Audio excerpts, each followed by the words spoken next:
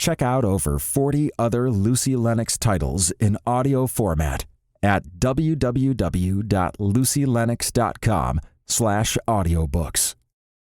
Case, I am literally a doombringer.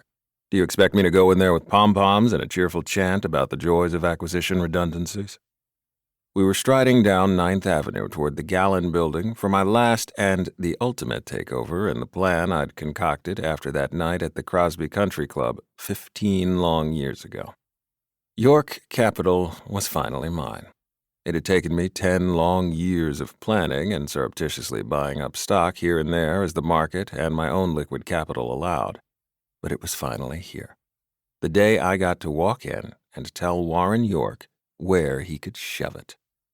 Not cheer exactly, but you could at least fake a tear for all the people who will be losing their jobs through no fault of their own. I glared at Marcel out of the corner of my eye. I am nothing if not generous with severance packages. He sighed. That's not what I mean, and you know it. It just seems like the only time I see that fire in your eyes anymore is when you're telling someone you've ruined their life. A lanky teen with giant headphones almost clipped me on a skateboard.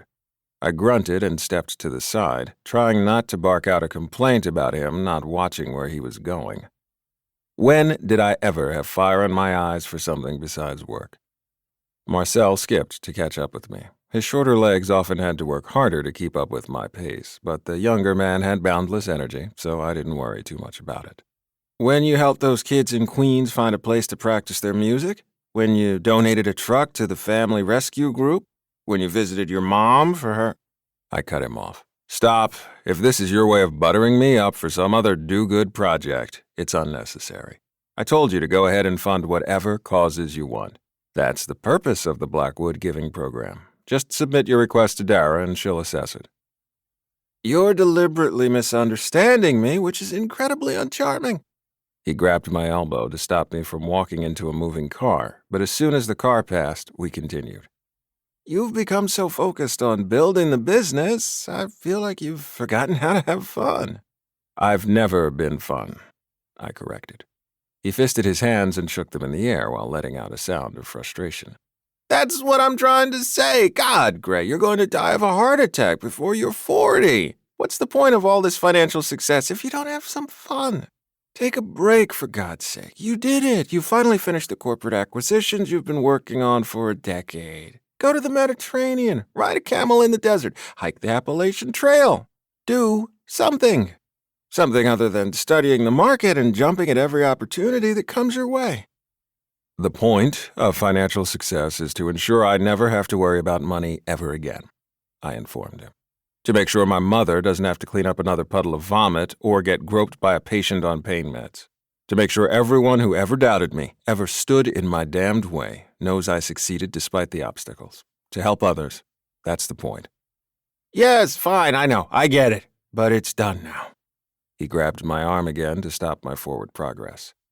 Let me book you into that resort I told you about in the Caribbean, just for a week. You can get massages, drink umbrella cocktails, and maybe find an island man in a tiny bathing suit to keep you company.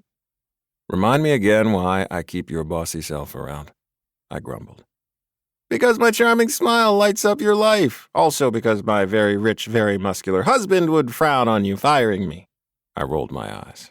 We both knew that wasn't why.